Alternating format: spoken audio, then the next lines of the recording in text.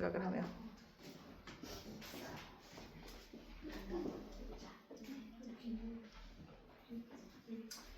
감나무 우리 성격부터 같이 볼게요. 감나무는요, 감나무를 딱 보면서 이 사람이 느낀 자신의 감정을 이야기하는 시가 될 텐데요.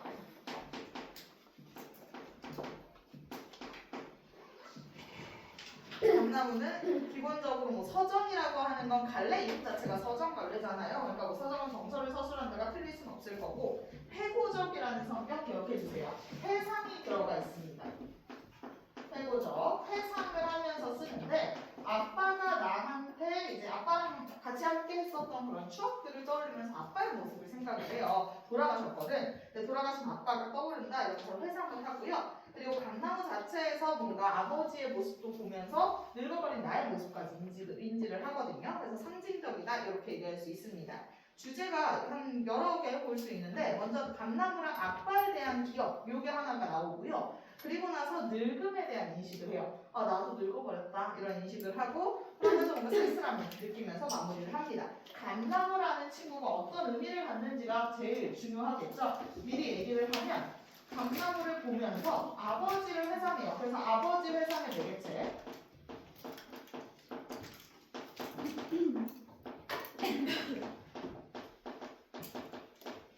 왜냐면 감나무 생긴 거 보면 지금 가을이거든요. 겨울로 넘어갈 때 그러면 약간 좀 이렇게 다 휘어있고 막 이럴 거 아니야. 그러니까 그걸 보면서 뭔가 아빠의 그 늙은 허리 같다 이런 생각도 하다가, 근데 봤더니 나도 늙은 거야. 내 생각에 이제 작가는 한 지금 5, 60대 정도 됐다고 생각하면 될 것 같은데, 5, 60대쯤 되니까 허리가 슬슬 굽어갈 거 아니야. 그러면서 아, 나도 늙었네. 그때 아빠처럼 나도 늙었다 이러면서 자신의 늙음을 인식해.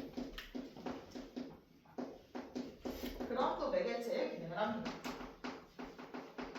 아버지를 떠올리고, 아, 나도 그때 우리 아빠처럼 늙었구나. 요걸 생각하면서 아유 참 다 늙네 이런 생각을 하는 그런 계기로 작동하고 있어요.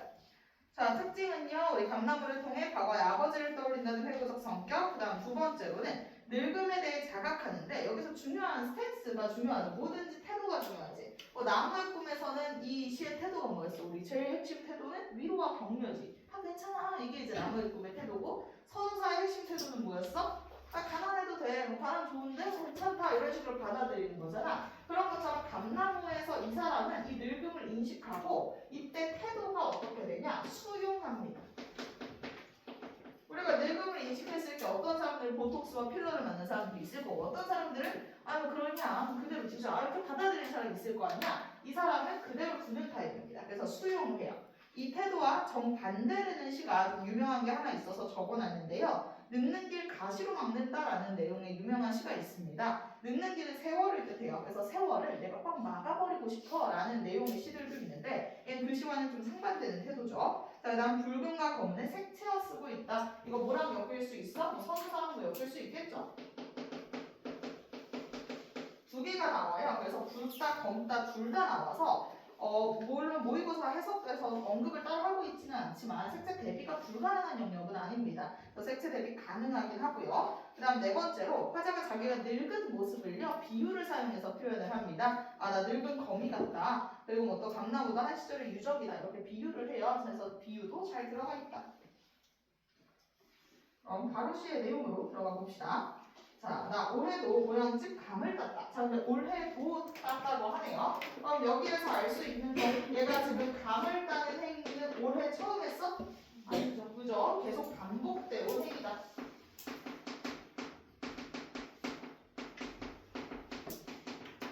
그리고 반복됐기 때문에 뭘 알 수 있는 거야? 그 자기가 늙었다는 걸 체감할 수 있어.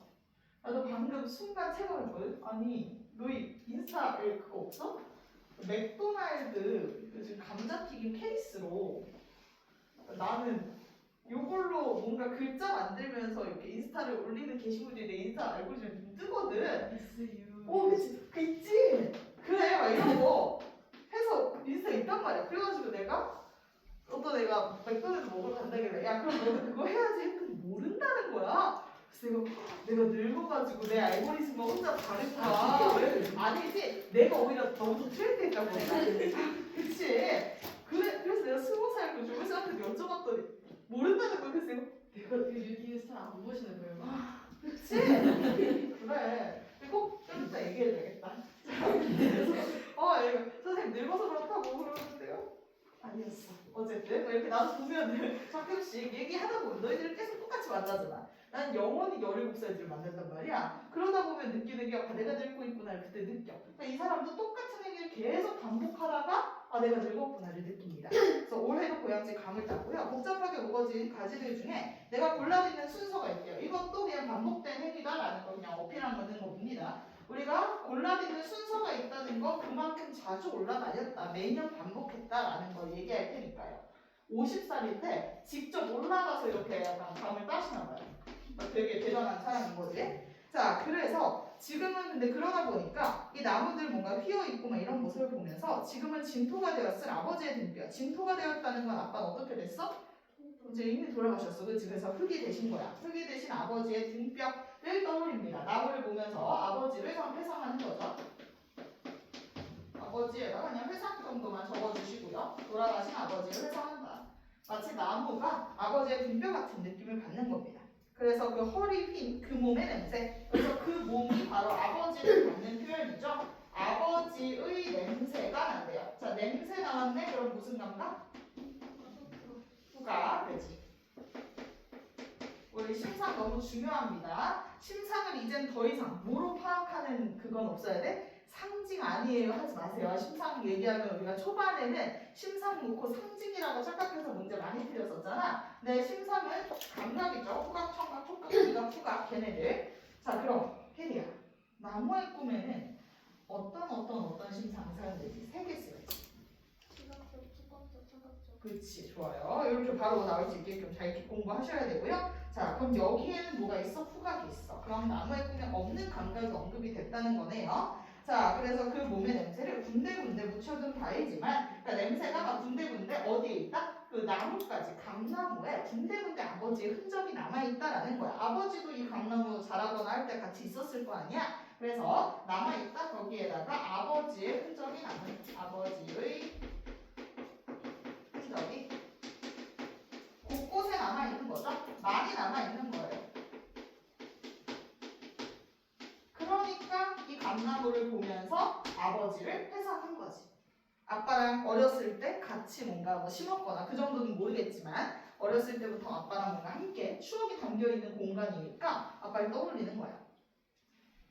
타관길엔 도통 어두운 이 말씀. 근데 여기서 이 타관길엔 도통 어두운 이 말씀은 이제 별다르게 막 해석을 하지는 않더라고요. 이건 뭔가 작가만 잘 아는 내용일 것 같습니다. 그 다음 그냥 간단하게 넘어가면 될 것 같고요. 감나무를 오르내리는 내 구부정한 그림자로. 근데 그러다 보니까 우리 아빠 생각을 했어. 우리 아빠 늙었었지. 이 생각을 하다 보니 내 그림자도 구부정해 있다. 요걸 확인을 하죠. 그럼 감나무를 오르내리는 내 구부정한 그림자도 여기에다가 늙음을 인식.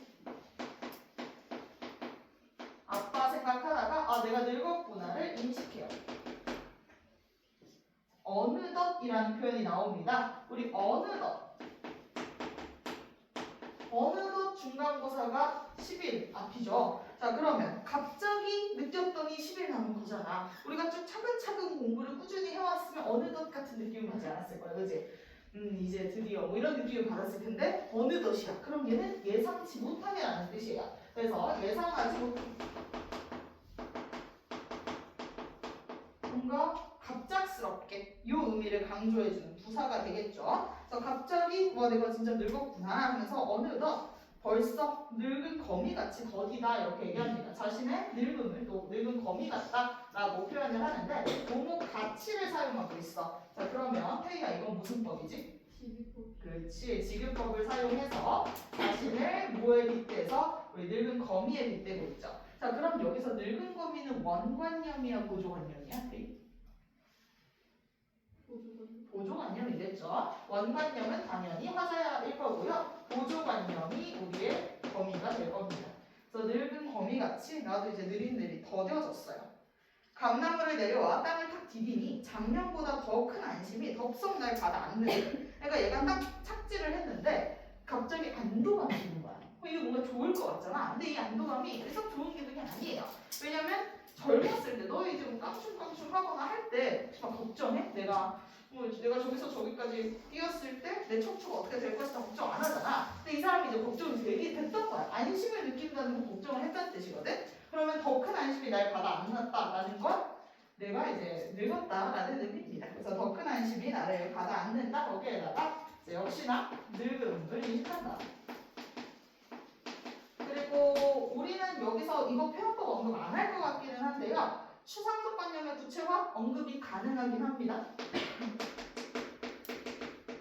추상적 관념이라고 하면 눈으로 볼 수 없는 그런 것들을 얘기하죠. 눈으로 보지 못하고 감각할 수 없는 거. 여기서 우리 안심이라고 하는 건 감정이잖아. 그럼 눈으로 볼 수 없고 만질 수 없는데 그게 날 안아준다라고 표현을 했으니까 추상적 관념의 구체화 정도로 받아들일 수 있겠습니다. 자, 그 다음 이제 어쩔 수 없다는 말이 자 어쩔 수 없다. 이게 이 사람이 늙음을 어떻게 받아들이고 있다? 수용하고 있다. 늙음을 담담히 수용한다.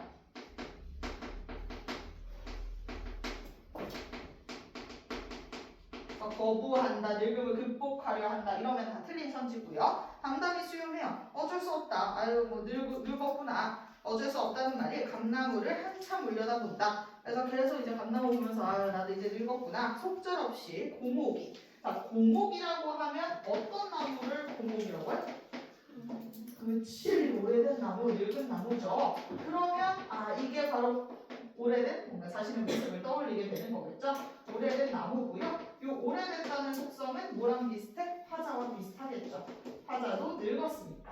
그래서 고목인 쓸쓸 한참 올려다본다. 속절없이 고목인 한 시절의 유적이 쓸쓸히 서쪽에 선다. 그래서 여기서의 고목은 늙은 화자를 상징하고요. 나무도 늙었고 나도 늙었다 이런 뜻이에요. 그래서 나무를 통해서 뭔가 유사성을 드러내는데 일단 제목이 감나무기 때문에 얘가 어디에 붙을지는 모르겠습니다. 솔직히 선사보다는 나라면 나무의 꿈에 그냥 나무니까 붙일 것 같기도 하고 어디에 붙을지 모르겠지만 얘는 출제가 될 것 같죠. 세 작품 중에서. 그래서 이건 좀 잘 알아놓으시고 고목이 여기서 화자를 나타냅니다. 그래서 우리 시에서는 꿈을 꾸는 나무의 꿈에서 꿈을 꾸는 사람이 그 화자가 아니잖아. 그런데 여기에서는 뭐 유사한 대상으로 나온다는 거. 화자와 고목은 비슷한 대상이고 근데 나무의 꿈에서 화자와 그 어린 나무가 비슷하다 이렇게 볼 수는 없으니까요. 그래서 그런 것도 잘 기준점 잡고 판단해 주셔야겠습니다. 자, 그 다음 한 시절의 유적이 쓸쓸히 서쪽에 선대요. 자, 한 시절의 유적이라고 하면 자신의 인생이죠. 우리도 내 인생에선 내가 늘 주인공이잖아. 우리는 모두 다 서로의 인생에서 주인공이잖아. 그러니까 나도 내 인생 주인공이었는데 그 한 시점 나의 그 아름다웠던 시대가 한 서쪽에 이렇게 섰대요. 쓸쓸히 서쪽에 선대요. 자, 쓸쓸히 화자의 정서가 직접적으로 제시되어 있죠.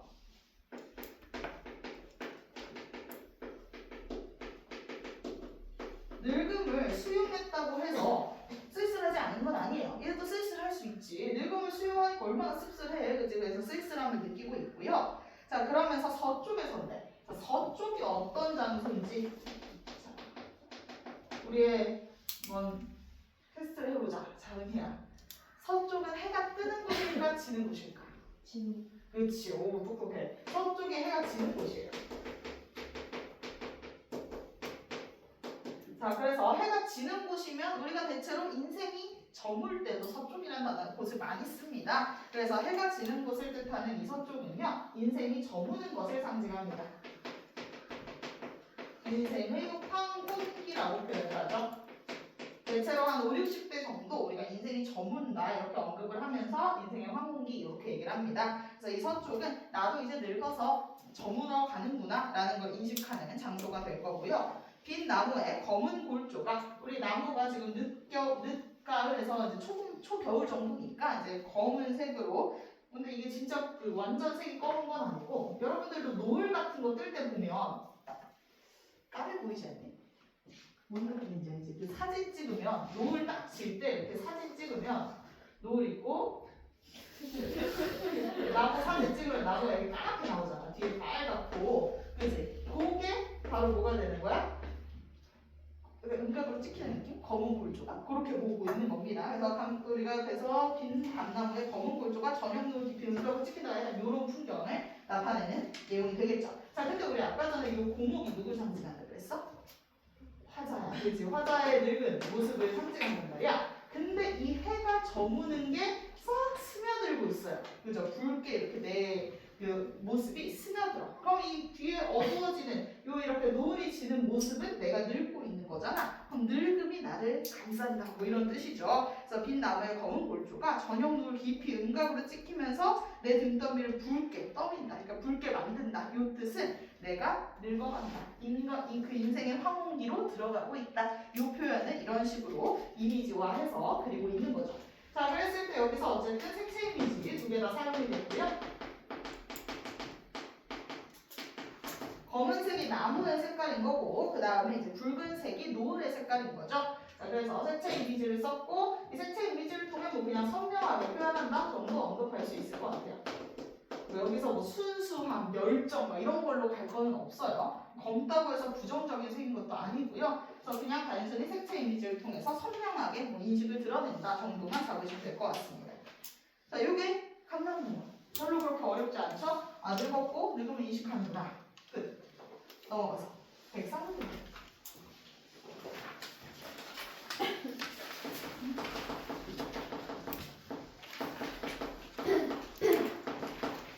안 나올 수 있다고 생각하는 작품 중에 하나입니다. 그래도 봐야겠죠. 나올 수도 있으니까요. 자, 백상루별곡은요 누정가사라고 합니다. 이 누가 그 백상루 할 때 누예요. 구음 법칙이 적용돼서 누정이라고 수상 넣을 때 첫 번째 글자에서 쓰겠죠. 자, 누정가사는 뭐냐? 누각과 관련된 가사라는 뜻입니다. 누각은 우리 정자 같은 거 생각하시면 돼요. 백상루가 엄청 예쁘대요. 물론 우리는 볼 수 없어. 어디에 있어?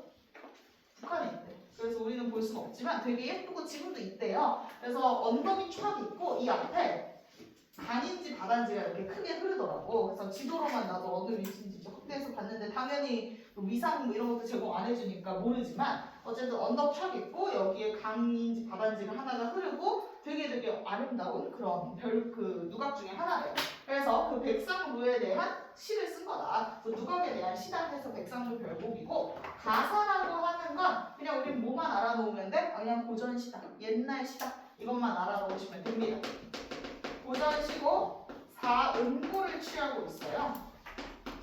음보라고 하면 이걸 이제 외형률이라고 부르죠. 학교에서 간단하게 고전시가가 뭔가 정형시다 이 얘기는 하셨더라고요. 그래서 고전시가고 그러다 보니까 정형시가까지만 기억하시면 될 것 같습니다. 고전시가여서 규격성이 뚜렷한 정형시예요. 자, 이거에 대한 이야기인데 시대적 배경이 좀 중요합니다. 성격 중에서는 그리고 서정, 회고 이건 모를 거 없을 것 같고요. 우국적이라는 말이 들어가 있습니다. 우국은 무슨 뜻일까 시연아? 좋은 뜻. 우려한다? 국가. 그래서 국가를 걱정하는 내용입니다. 그래서 국가를 걱정하고요. 당연히 우리 사람 이름 보면 이헌이야. 역사 이름이 남았지. 그렇다는 건 얘는 정치인이었다는 뜻이에요. 그럼 정치인이었으면 나라 걱정 당연히 하겠죠. 그래서 나라를 걱정하는 우국적인 태도를 보이고 있는 내용의 시고요. 시기가 임진왜란 직후의 시입니다. 그래서 임진왜란 끝나고 그 이후의 단계들을 쭉 이야기를 해주는 시고 임진왜란은 어떤 왕 때 일어났지? 우리 또 시험 보이잖아. 선조, 그죠? 선조 때 일어났고 선조 어디가 있었지? 임진왜란 열흘 전이잖아요. 의주 갔지. 의주가 해서 뭐 이렇게 뭐 혼자 이렇게 쫓겨 있다가 막 그러자. 뭐 그런 내용들이 간단하게 언급이 될 거예요. 이 시에. 그래서 임진왜란 직후다 그 정도 알아놓고 이번에 조선 바라고 들었는데 나 시험 봅니다. 그치? 역사는 뭐라고 이제 슬슬 시작하는 건데 그치? 파이팅. 뭐 근데 엄청 많지 않잖아. 뭐라 그래? 시험 과목이 역사, 과학, 사회, 뭐 국영수밖에 없으니까 할만하지 않나? 열심히 해봐요. 자, 그다음 어쨌든 오곡이고 주제는요. 백상루에서 먼저 아름다운 경관을 얘기해요. 근데 얘가 시를 너희는 가사를 막 하루에 딱 한 번에 다 쓰는 것처럼 보이겠지만 그렇게 쓰지 않아요. 가사는 약간 엄청 대작이기 때문에 소설 같은 걸 한 번에 원샷 원키로 쓰지 않는 것처럼 이 사람도 이 가사를 쓸 때 오늘 몇 줄 쓰고 그 다음날 또 몇 줄 쓰고 이런 식으로 쓴단 말이야. 그래서 중간중간에 얘 감정이 좀 많이 변합니다. 그래서 좀 보다 보면 그래서 뭔 얘기를 하고 싶은 거야 이런 생각할 텐데 그냥 일기를 시로 쓴 거다라고만 생각해 주세요. 처음에는 백상로의 경관이 너무 아름답다 막 이런 이야기를 해. 그러다가 갑자기 울적해지는 거야. 그래서 역사적 회고를 해. 그러더니 갑자기 자기는 이제 지금 외교관 됐는데 나 어떡하지? 뭐 이런 이야기를 해요. 그래서 좀 단계별로 뭔 얘기하는지 나눠서 좀 읽어볼 거고요. 자, 특징이라고 하면 먼저 우리가 앞부분에는 백상로의 경관을 묘사하는 부분이 있어요. 당연히 무슨 감각이 많이 쓰이겠어? 시각이 많이 쓰이겠죠. 시각적으로 쫙 묘사를 해줄 거야. 색채, 이미지, 색채어 다 사용이 될 거고요. 자, 그다음 두 번째로 백상로와 관련해서 역사적 사건을 좀 떠올리거든요. 이곳에서 유명한 사건이 하나 일어나요. 자, 살수대첩이야. 살수대첩 일어납니다. 그죠? 을지문덕에 살수대첩이 일어난 적이 있어서 그것과 관련된 그 사건을 떠올려요. 그래서 자연과 인간을 뭐해? 대비하는 장면이 나올 텐데 여기서 인생무상이라는 정서를 경험하게 됩니다. 자, 그 다음 세 번째로 아침에서 저녁, 봄에서 가을 이런 식으로 시간의 흐름이 좀 드러날 거예요. 자, 아침 모습 나왔다가 저녁 모습 나오고 그 다음 봄 모습 나왔다가 가을 모습 나오고 이렇게 시간, 계절 흐름이 나오고요. 자, 표현법은 간단하게만 짚고 넘어가면 어떠한가 나와 있어요. 자, 그럼 다은아 이거 무슨 법? 서리. 조수의 성난이래. 그래서 이거 무슨 표현법일까? 조수는 물 숫자야. 의인법이죠. 물이 화났어요. 이런 표현이니까. 자, 그 다음 지우야 뭐뭐 한 듯이라네. 듯, 같이, 처럼, 인양, 뭐 듯이. 뭐야? 직유, 그죠? 직유법 사용이 됩니다. 그 외에도 비슷한 문장 구조, 워낙 가사가 길기 때문에 대꾸법 엄청 많고요. 그 다음에 대조도 아까 전에 이야기했다시피 간단하게 드러나 있습니다. 자연과 우리 인간을 대조하고 있어요. 자, 그럼 바로 내용 들어갑시다. 우리 앞부분에 아침 풍경부터 묘사를 할 거예요. 자, 먼저 앞에 접고 들어가도록 할게요. 백상로의 아름다운 경치 묘사. 여기까지는 정서가 좀 괜찮아요. 이때는 기분이 썩 괜찮아. 근데 너희도 알다시피 그 예쁜 모습 보다 보면 또 갑자기 우울해지고 뭐 이러기도 하잖아. 사람이 그렇잖아. 원래 감정이 좀 막 격변하잖아. 그러니까 얘가 좀 바뀔 수 있어요. 좀 이따 갑자기. 자, 아침 물결 잔잔하여 수면이 맑으니. 자, 아침 물결 아침의 경과부터 이야기를 합니다. 아침에 백상로에 이 물이 굉장히 잔잔하더래요. 그래서 수면이 맑고 투명하대. 자, 그럼 잔잔한 거는 정적이야, 동적이야? 정적인 이미지와 같겠죠. 아침에 좀 정적인 백상로의 모습이 보여줘요. 정적인 이미지. 그랬더니 막 눈앞이 어른어른 이런 게 바로 음성 상징어죠. 음성 상징어도 써주고요. 굳이 따지면 당연히 의태어일 겁니다. 우리 삐걱은 의성어고요. 어른어른 이런 거는 의태어죠. 자, 어른어른 정신이 표현하다는 그냥 이렇게 흐물흐물하다 약간 이런 느낌이에요. 그래서 정신이 나부낀다 이런 느낌인데 그냥 이렇게 바람결 따라 살랑살랑 움직이는 기분 정도로만 생각해 주십시다. 그 다음 열자가 바람을 타고 해서 이 열자는요 그 공자맹자 그 순자 걔네 라인이에요. 그 자자야. 그냥 고사 인용했고요. 열자라는 신선 그 고사 인용 신선 정도로 생각하세요. 열자라는 그런 신선이 바람을 타고 떠있는 듯하다. 뭐뭐 하는 듯하다. 직유법.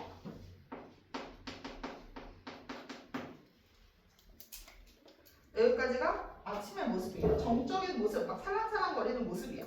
자, 근데 이제 저물녘이 됐다고 합니다. 저녁이죠. 자, 저녁의 풍경은 사뭇 좀 달라요. 저녁은 동적인 이미지가 좀 나옵니다. 얘가 이제 바람이 불죠. 저녁엔 바람이 싹 부니까 얘네들이 파도 같은 게 막 치는 거예요. 물결을 놀래고 바람 불어서 물결을 놀래고 햇빛이 금색되어 노을이 뻗치니 아름다운 풍경 이야기를 하고 있고요. 솔직히 말해서 여기 이쪽 모의고사 라인들에서 내가 너무 이게 오피셜한 해석이 없어요. 모의고사 텍스트들의 특징은 공식적으로 발표한 해석본이 따로 없단 말이야. 이런 작품 유명한 작품도 아니니까. 그러다 보니까 내가 생각하는 표현법과 선생님이 생각하는 표현법이 좀 다를 수 있어서 나도 좀 주의하게 되기는 하는데 문제 내는 뉘앙스에 따라 판단은 해야겠지만 바람이 불어 물결을 놀래고 뭐 이거는 뭐 어떻게 보면 또 의인법으로 해석은 가능할 범주라고 생각은 합니다. 그냥 한번 들어만 놓고 시험장 가서 판단은 여러분들이 이제 직접 하시면 되겠죠. 선지들과 비교해서 판단하면 되니까 어렵지는 않아요. 그리고 평이하게 늘 나오기는 해서 아마 언급을 아예 안 하실 거니까 걱정은 마세요. 자, 그래서 바람이 불어서 물결 놀랬고 햇빛이 금색되어 노을이 뻗쳐요. 자, 그럼 금색이라는 색채 이미지 나옵니다. 먼저 동적 이미지 한번 적어갑시다. 바람이 샥 불어서 파도 치고 있는 거잖아. 파사삭. 그러니까 우리 동적이고요. 햇빛이 금색이 됐다. 우리 색채 어도 사용하고 있네요. 아름다움을 그냥 부각하는 거예요. 이때 노을은 늙음 이런 거 아니고 진짜 노을 너무 예뻐. 요거야. 근데 알다시피 진짜 예뻐요. 우리가 파도 치는데 노을 탁 지면 그게 진짜 경관이잖아. 그러니까 그 경관에 대해서 이렇게 얘기해요. 천상의 신선들이 묘약 만드는 것 같아. 마치 약 만드는 것처럼 너무 묘하고 뭔가 환상적인 겁니다. 불을 조절하며 온갖 것이 부엌에서 끓이는 듯 거기는요. 그냥 이렇게 딱 두 줄 묶어주시고 환상적 분위기라고만 써줍시다. 좋은 거예요. 묘약이니까 안 좋은 거 아니야? 이러지 말고 되게 좋고 화려하고 예쁜 겁니다. 여기까지 그냥 백성의 아름다운 경치를 이렇게 예쁘게 묘사를 했어. 뭐뭐하는 듯 역시나 직유법 사용했고요. 근데 이렇게 생각을 하다가 너무 예쁘다 하다가 갑자기 와 근데 여기서 그렇게 수많은 사람들이 죽었다는 거야? 이런 생각이 확 떠오르게 되는 거죠. 그래서 역사적 사건을 해부하게 됩니다. 해상을 역시나 하게 돼요. 옛날에 있었던 살수대첩을. 지금은 조선시대인데 살수대첩은 이제 고구려 때 일어났으니까 완전 옛날을 회상하는 거라고 볼 수 있겠죠. 자, 역사적 사건을 회고하고 여기에서 정서가 마이너스 인생 무상으로 변합니다. 갑자기 이제 울적해지는 거야. 근데 또 요 아름다운 풍경을 보니까 너무 예뻤던 풍경을 보다 보니 뭔가 감정이 좀 이렇게 극에 달하면서 울적해지는 감정이 나왔다고 이렇게도 볼 수 있겠죠. 그래서 역사적 사건을 통해서 회상을 하면서 인생 무상을 느끼는데 인생 무상은 어떤 감정이냐면 허무한 거예요. 진짜 이렇게 열심히 살면 뭐해? 우리 언젠가 다 죽을 건데. 이런 감정이 바로 인생 무상입니다. 그래서 얘도 뭔가 이렇게 다 죽는데 어차피 이런 생각을 하면서 좀 씁쓸함을 느낄 거예요. 그러니까 뭔가 우리가 생각하기에 납득이 안 될 만한 포인트는 사실 살수대첩에서 누가 이겼어? 우리가 이겼어. 그러니까 여기에서 죽은 애들은 다 우리 적군이기는 해. 근데 그렇다고 해서 쌤통인 기분을 느낄 건 아니죠. 우리가 막 히로시마 가, 너희가 만약에 히로시마 가서 우리의 적군이었던 일본 사람들이 죽었지. 거기서 막 기분이 좋지는 않잖아. 히로시마 가면 씁쓸할 것 같아. 정말 많은 사람들이 죽었던 사건이니까. 그래서 얘도 씁쓸함을 느껴요. 여러분 좋다 막 이런 거 안 돼요. 자, 수분 100만이 고기밥이 되었으니 그럼 이게 역사적 사건이죠. 조수의 성난 기운 어느 곳이 잠잠할까. 그러니까 그 영혼들이 뭔가 떠돌아다녀서 이 조수, 물이 마치 화가 난 것 같다. 이곳에서 이제 수백만 명의 이런 군인들이 죽었던 곳이기 때문에 뭔가 여기에 원혼들이 있는 기분이 들어 이런 생각을 합니다. 파도를 보면서 뭔가 또 이제 슬퍼 보이는 거지. 그래서 저 조수의 성난 기운이 보인다. 물이 화날 것 같다. 그래서 어느 곳이 잠잠할까? 자, 그럼 이 잠잠할까? 이건 잠잠하다는 거야, 안 하다는 거야?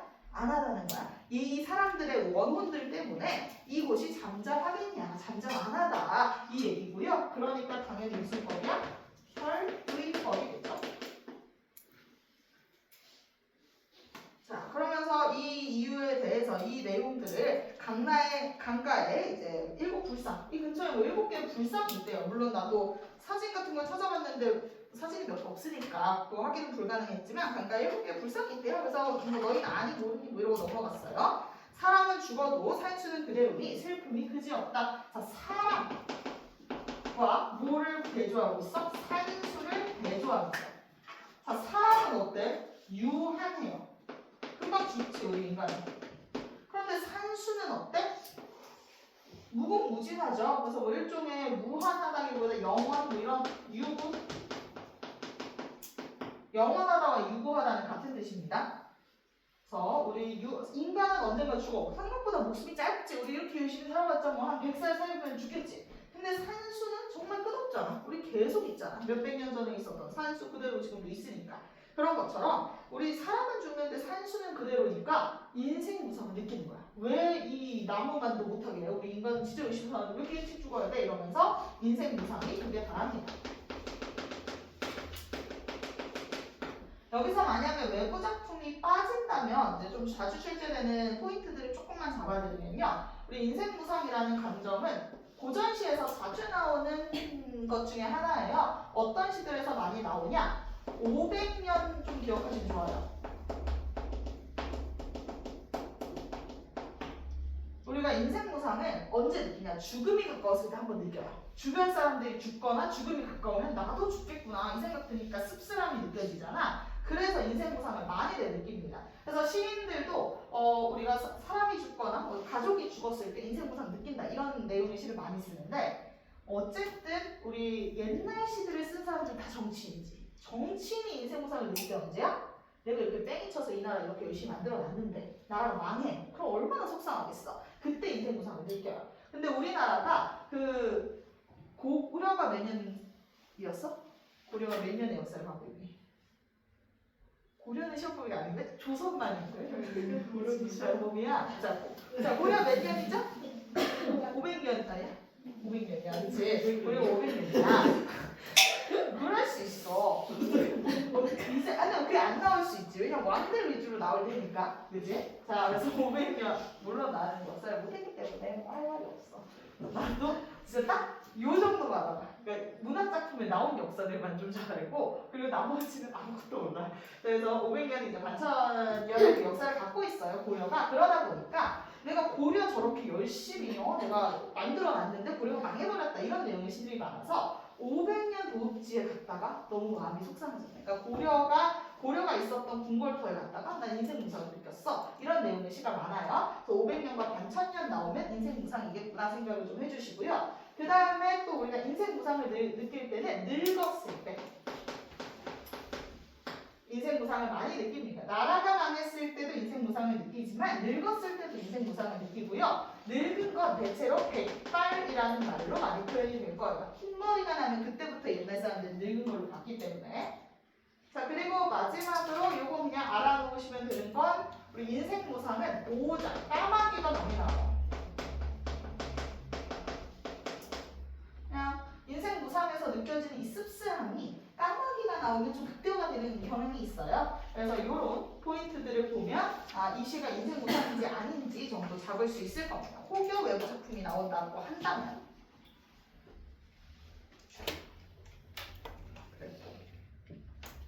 인생 무상 느껴서 슬펐대요. 난 너무 슬퍼. 그래서 슬픔이 그지없다. 자신의 감정을 직설적으로 이야기를 해주죠. 하자의 정석.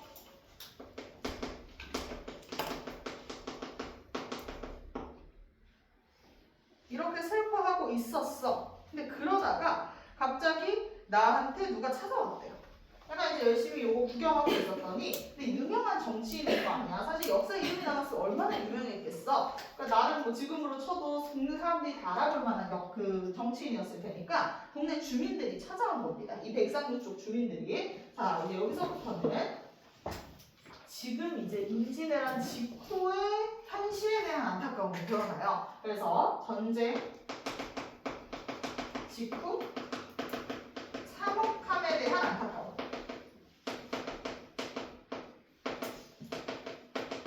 현실에 대한 안타까움이 드러납니다.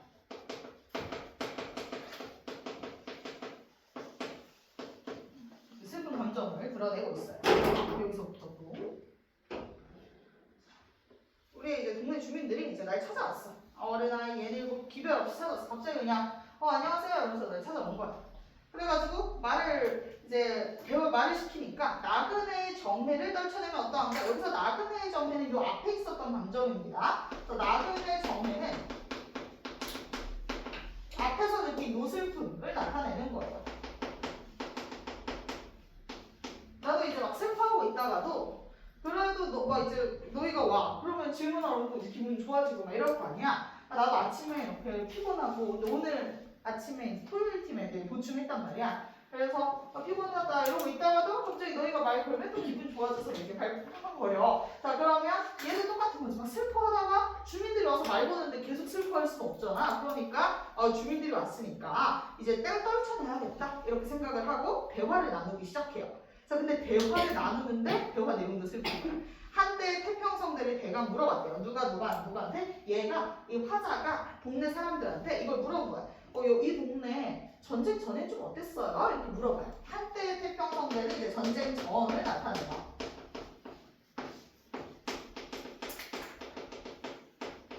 이 동네 전쟁 전엔 어땠나요? 했는데 당연히 예뻤겠지. 여기 완전 시골이고, 그래서 이렇게 예쁜 정자도 있는 곳이면 아름다웠겠지. 그러니까 동네 사람들이 진짜 좋았어요. 전쟁하기 전에는 되게 예쁘고 좋았는데 임진왜란 터지고 작살 났잖아 우리나라 많이. 그러니까 지금 너무 안 좋다 이런 얘기를 하는 거죠. 그래서 지난 일 아득하여 자취만 남았도다. 그러면 지금 현실은 플러스야 마이너스야? 마이너스인 거죠. 그래서 자취만 남았도다에다가 전쟁 후 사록함 아름다운 모습이 다 사라져서 전쟁 후에 이제 난리가 난 거야 나라가. 뭐 예쁜 것들 다 무너지고 막 불타고 막 이랬잖아. 그래서 그거 얘기를 하면서 우리가 막 지난 일 아득해서 아주 흔적만 남았다. 나중에 태어나. 자, 근데 여기서 나중이 지금이에요. 그러니까 지금 태어난 걸 후회하는 거야.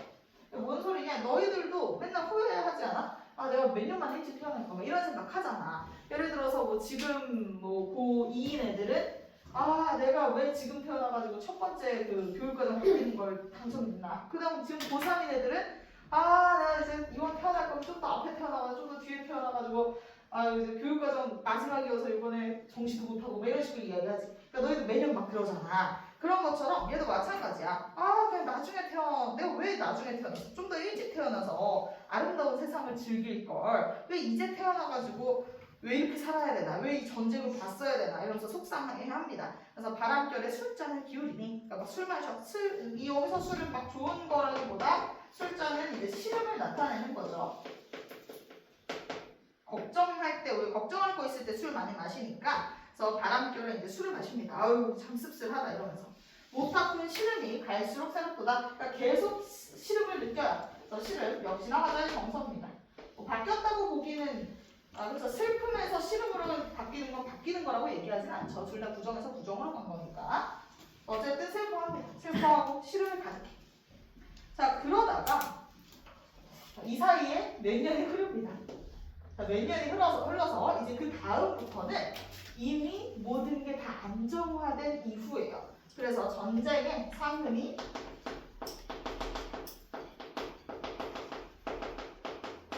치유되는 과정, 치유되는 중에 썼고요.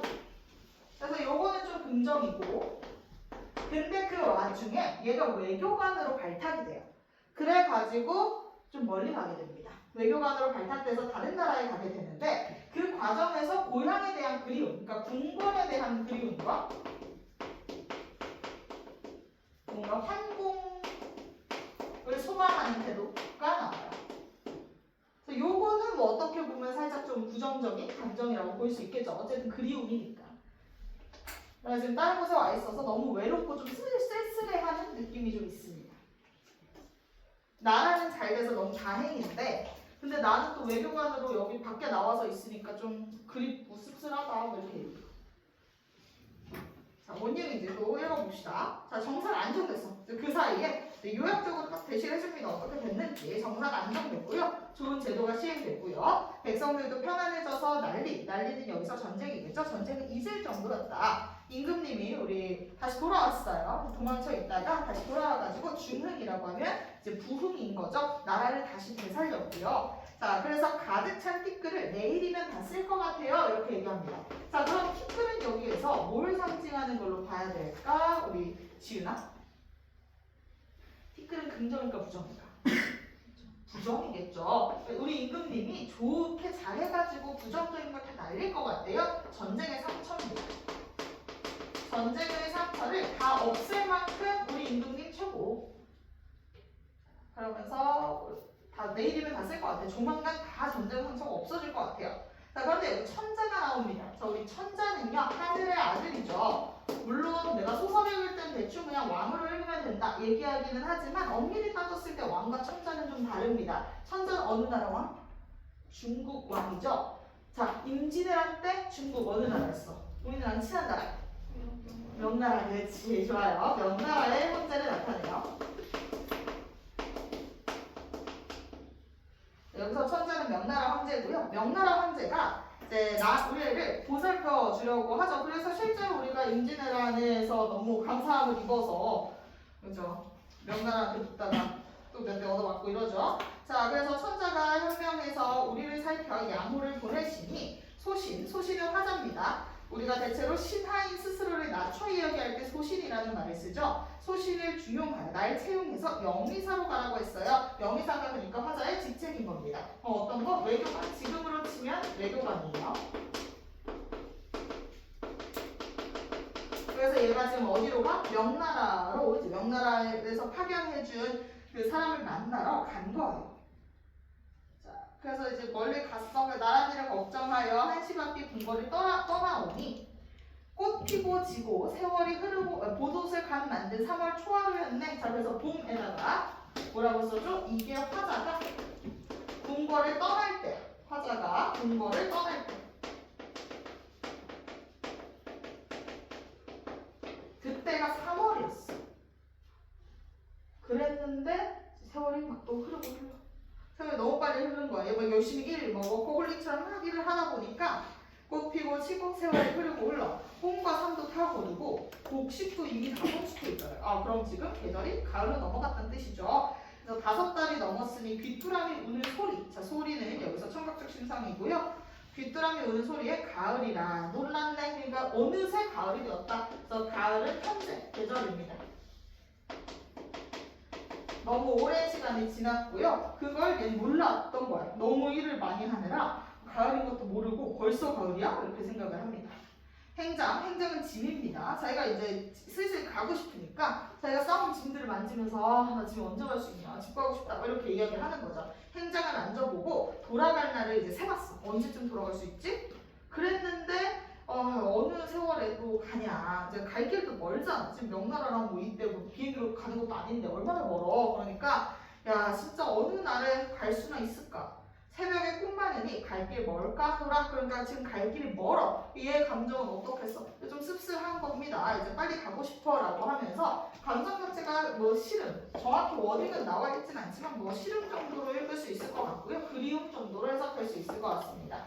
그래서 이 마지막 줄에는 새벽에 꿈 많으니 갈 길 멀까 하더라. 여기에다가는 그리움과 환궁을 소망한다. 이 정도만 체크하면 될 것 같아요. 환궁은 궁궐로 돌아간다라는 뜻인데요. 우리 고향이 그냥 궁궐 같은 거지. 얘는 집이 거의 유명한 신하들은 옛날 거 조선시대 보면 궁궐에 많이 살았잖아. 그러니까 궁궐로 돌아간다는 게 집으로 돌아가는 느낌이라고 생각하시면 됩니다. 그래서 궁궐로 돌아가고 싶다. 이렇게 얘기하면서 마무리. 문제 한번 모의고사 다시 풀어보고 그 다음에 OX까지 풀고 네, 다음 텍스트로 넘어갑시다. 졸리지 않죠? 파이팅! 중간중간에 이렇게 돌아가면서 조금씩 조는 거 봤어요. 이렇게 봤어요.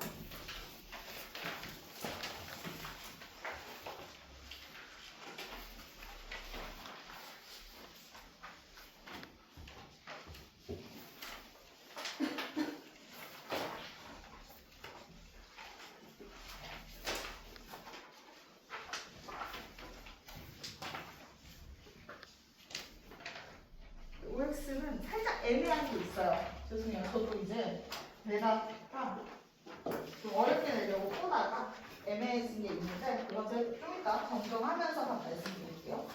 풀 때는 그냥 풀어주세요. OX까지 푸시면 됩니다.